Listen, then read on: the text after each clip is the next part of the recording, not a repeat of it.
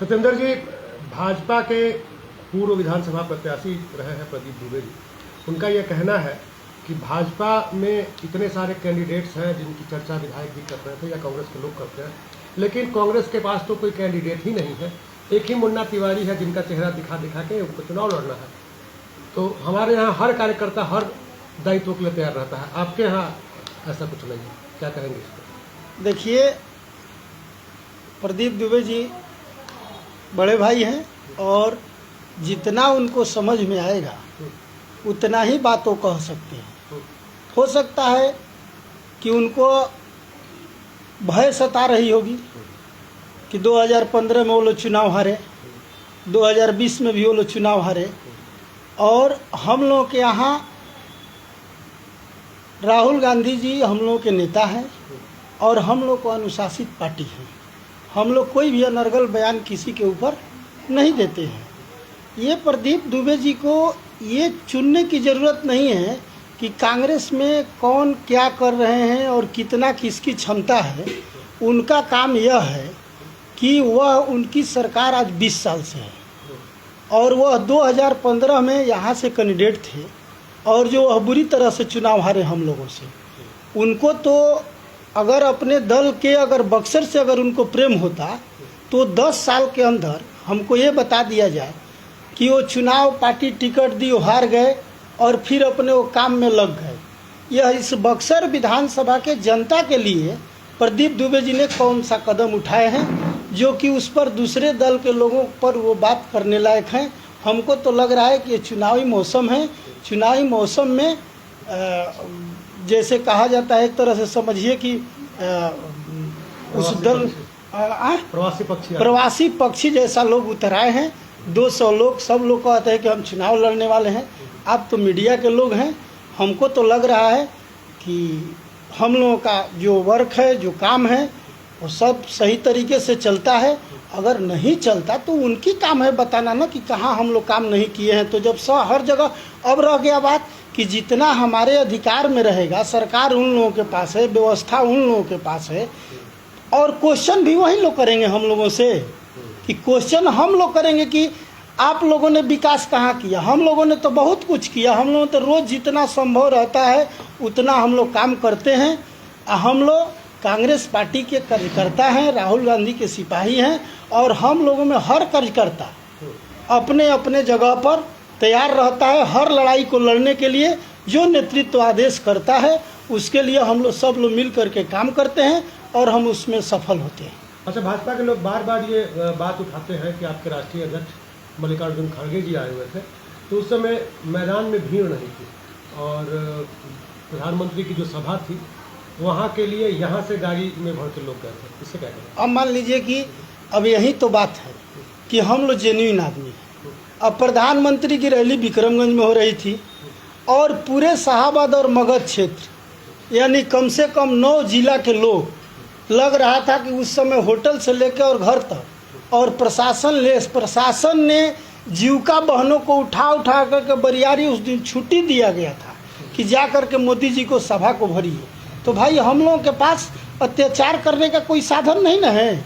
हम लोग स्वेच्छा से कार्यक्रम हुआ, अब धूप भी था, चाहे जो भी स्थिति है, जितना लोग आए स्वेच्छा से। और हमारे तो राष्ट्रीय अध्यक्ष जी भी कहे कि यह संदेश था और संदेश हम लोगों को देना था।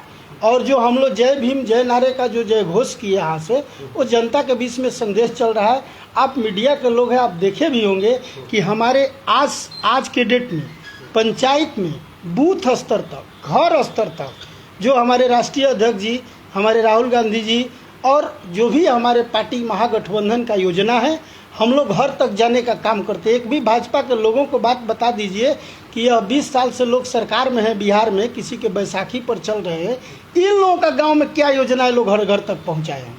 हम लोग तो अभी अपनी पार्टी की बात बताते हैं, चाहे इन लोगों को योजना जिनाते हैं। अभी जैसे देखें कि फिलहाल में हम लोगों ने जैसे कहा कि 1500 रुपया पेंशन दिया जाएगा, तो ये लोग पेंशन बढ़ा दिए।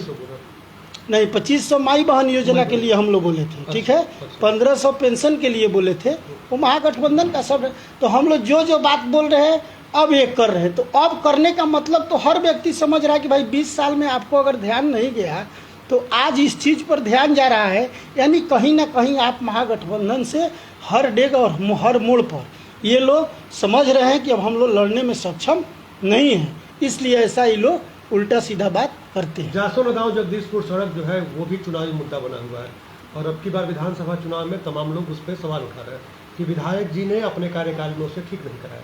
विधायक जी से हमने पूछा तो विधायक जी का कहना है कि सरकार उनकी है, RWD विभाग उनका है और ग्रामीण कार्य विभाग जो है उस पर काम नहीं करा रहा है, जबकि अनुरक्षण में है वो। इस पर क्या कहेंगे सर? अब देखिए, इस पर जैसे मामला है कि जो विधायक जी आप माननीय से पूछिए लिए हैं, माननीय जी कहना है बात तो ये सही है कि मान लीजिए कि कोई भी विपक्ष का विधायक का हर चीज़ सीमित रहता है, लेकिन सरकार के पास असीमित पावर है। जिस तरह से माननीय नीतीश कुमार जी उस दिन आए थे तो देखे कि जिला प्रशासन ने किस तरह से रातों रात कितना पैसा का दुरुपयोग किया।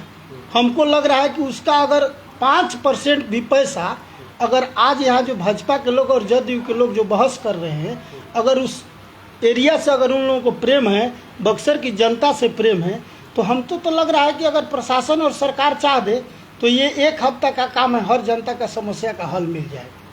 47 लाख रुपए भी उसके लिए भी है बचे हुए अनुरक्षण के लिए।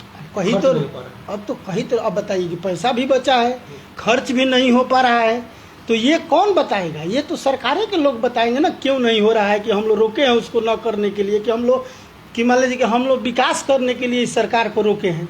इन लोगों को तो करना कुछ है नहीं। 3 मुद्दा है इस सरकार के पास, ही जान लीजिए। अच्छा। इन लोगों के पास हिंदू मुसलमान, भारत और पाकिस्तान और शमशान और कब्रिस्तान, इसके अलावा इन लोगों के पास कोई मुद्दा नहीं। अभी देख रहे हैं, आप बताइए कि 90 दिन के अंदर चुनाव होना है यहाँ पर, और ये 22 दिन के लिए जनता को ये लोग कितना बुर्बक बना रहे हैं। सारा BLO, सारा स्टाफ, सारा अधिकारी, इसलिए कि अब चुनाव का अधिसूचना जारी हो जाएगा 1 महीना के अंदर, तो विकास की बात न हो बिहार में, अब इसलिए ये लोग थमा दिए पर्ची कि अब जाइए वोटर लिस्ट से प्रमाण लीजिए कि आप सही है, कि साल भरी सारा वोटर लिस्ट बहुत अच्छे थे, जिस पर इन लोगों का सब अभी साल भर पहले मतदान हुआ और इनमें इन लोगों का 22 प्रोडक्ट जीता, 22 गो इन लोगों का व्यवस्था जीता, तो हम लोग कोई सवाल नहीं उठाए।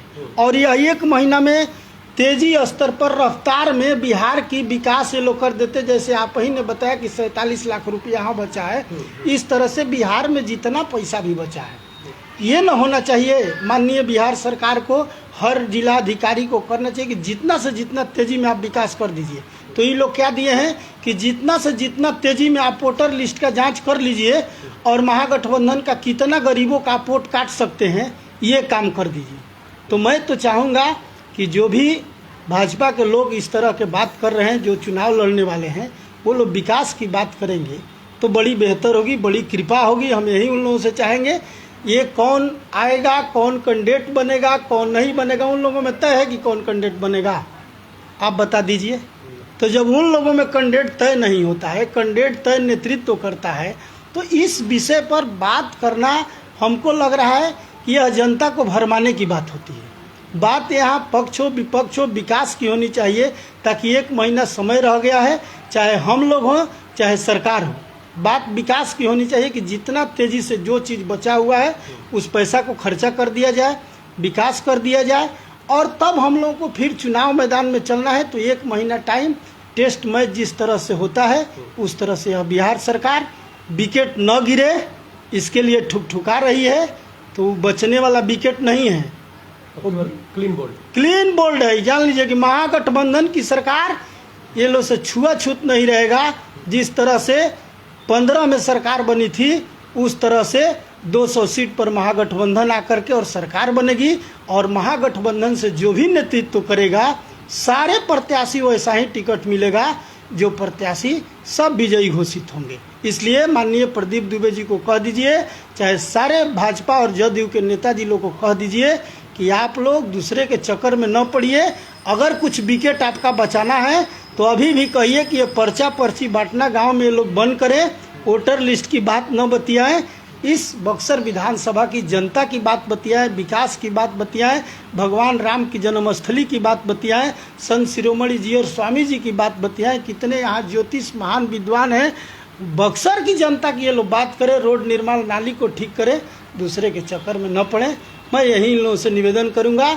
और सावन का महीना है, मैं भोले बाबा से भी प्रयास करूंगा कि चाहे पक्ष का भाई हो चाहे विपक्ष का भाई हो, सबका बुद्धि ठीक रखें। बात मुद्दे की हो, बात विकास की हो, न कि क्या हो रहा है, कौन क्या करेगा, कौन चुनाव लड़ेगा। इन लोगों को कहने से कोई लड़ने और भिड़ने वाला नहीं है।